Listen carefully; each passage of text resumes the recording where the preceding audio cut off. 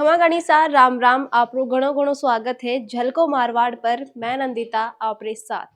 राजस्थान की 7 सीटा पर हुआ उपचुनाव का नतीजा शनिवार यानी काल सामने आई। अब देखा कि इस बार शनि का प्रकोप कुण बच पाए और कुण जो है शनि का प्रकोप पीछे रह जाए। आ चुनाव का नतीजा भलाई विधानसभा में बहुमत पर असर नहीं डाले, पर कद पद और प्रतिष्ठा से जुड़ा आ उपचुनाव का परिणाम को सबने बेसब्री इंतजार है, क्योंकि सियासी गलियारा में चर्चा है कि बार उपचुनाव में जीत हार की परंपरा बदल सके। प्रदेश में हुआ पिछला 16 उपचुनाव का नतीजा पर गौर करा तो अपरंपरा रही है कि बीजेपी उपचुनाव में हमेशा बैकफुट पर रही है और मतदान घटने पर कांग्रेस ने फायदो मिलो है। इस बार का चुनाव में भी वोटरों को रुझान कुछ कम नजर आयो हो। राजनीतिक एक्सपर्ट की माना तो सरकार पर कोई फर्क नहीं पड़ने के कारण वोटर्स अमूमन सुस्त नजर आया और ये हाल 7 सीटा के मतदान में देखने ने मिलो हो।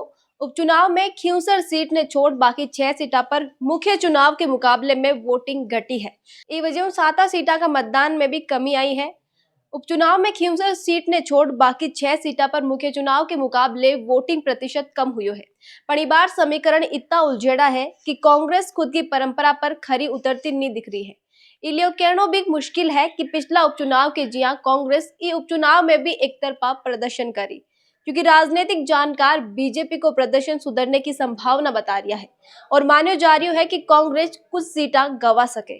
बात खींवसर करा तो उपचुनाव के नतीजाओं जाटलैंड की राजनीति की दिशा भी तय हुई। चुनाव प्रचार के दौरान बीजेपी, कांग्रेस और आरएलपी जाट समाज का वोट बैंक ने साधने की भरपूर कोशिश करी। अब की बार सब बड़ी चुनौती आरएलपी सुप्रीमो हनुमान बेनीवाल के सामने है। पत्नी कनिका बेनीवाल के मैदान में उतरने न सिर्फ पार्टी बल्कि बेनीवाल का परिवार की प्रतिष्ठा भी दांव पर है। नागौर सांसद चुने जाने के बाद मौजूदा स्थिति में बेनीवाल की पार्टियों एक भी विधानसभा सदस्य नहीं है। इलिए खींवसर की हार को असर आरएलपी पर ज्यादा हुई। नागौर सांसद चुनाव प्रचार के दौरान वोट की अपील करता हुआ भी बोल चुका है कि यदि वह चुनाव हार गया तो विधानसभाओं आरएलपी साफ हो जाए। दूसरी तरफ आरएलपी को खेल बिगाड़ने के लिए कदी बाराई खास रिया रेवंत राम डांगा भी पूरा जोर लगाया है। तो कांग्रेस प्रत्याशी डॉक्टर रतन चौधरी के मैदान में आने मुकाबलों और रोचक हुई गयो। खींवसर ने खुदरो गढ़ बना चुका हनुमान बेनीवाल साल 2018 का विधानसभा चुनाव ठीक पहला राष्ट्रीय लोकतांत्रिक पार्टी को गठन करियो हो। तब 12 साल 3 बार सरपंच रह चुका रेवंत राम डांगा भी हा और रेवंत राम डांगा पत्नी आरएलपी का टिकट मूंडवा पंचायत समिति का प्रधान भी है। हाल ही में आरएलपी ने पार्टी निष्कासित कराया है। रेवंत राम डांगा साल 2023 का विधानसभा चुनाव ठीक पहला आरएलपी छोड़ भाजपा में शामिल हुआ है और 2023 का चुनाव में हनुमान बेनीवाल ने कड़ी टक्कर दी। हालांकि बेनीवाल जीत जरूर गया पर अंतर महज 2059 वोटा को ही रियो। उपचुनाव में भी मुख्य टक्कर बीजेपी और आरएलपी में ही रिवी। आई वजह है कि रेवंत राम डांगा कनिका बेनीवाल ने चुनाव हराकर पहली बार सदन पहुंचने की उम्मीद कर रहा है। हनुमान बेनीवाल राजनीतिक घराने में आए बारी राजनीतिक विरासत 47 साल पुरानी है। बेनीवाल का पिता रामदेव बेनीवाल 2 बार विधायक रहा। 1977 में रामदेव बेनीवाल मूंडवा सीट कांग्रेस का टिकट पर विधानसभा चुनाव जीता और बाद में 1985 में लोकदल विधायक रहा।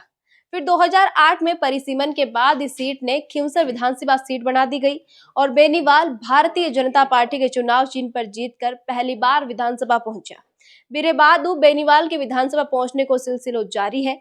आई वजह है कि अब खींवसर ने हनुमान बेनीवाल को किलो और आरएलपी की राजधानी बोले, पर हाल ही में हुआ उपचुनाव में किला और राजधानी पर खतरों मंडरातो नजर आ रही है। ये खतरा रे लारे वजह है खींवसर में बदलिया सियासी समीकरण, जो काफी हद तक बीजेपी के पक्ष में बढ़ता नजर आया। हालांकि बेनीवाल ने खींवसर जनता पर पूर्ण विश्वास है और वह खुद री पार्टी की जीत को दाव भी कर रहा है। अब आपने बता दियो कि खींवसर हार जीतो कुण की राजनीति पर की तो प्रभाव पड़ने वालों है। यदि बीजेपी आ सीट जीते तो रेवंत राम डांगा को कद पार्टी में बढ़ जाए, क्योंकि जी खींवसर सीट ने जीतने के लिए ना सिर्फ बीजेपी बल्कि कांग्रेस भी दमखम लगा दियो। तब भी बेनीवाल दोनों पार्टियां इस सीट ने छीन नहीं पाई।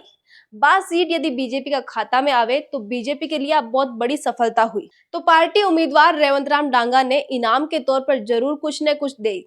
बटे यदि बीजेपी हारे तो रेवंत राम डांगा की राजनीति इस सीट पर खत्म हो सके। बात आरएलपी और हनुमान बेनीवाल की करा तो यदि आरएलपी इस बार भी जीत दर्ज कर लेवे तो फिर शायद कदी इस सीट पर आरएलपी ने कोई हरा नहीं सके और धीरे धीरे आरएलपी खुद ने वापस मजबूत भी कर ले।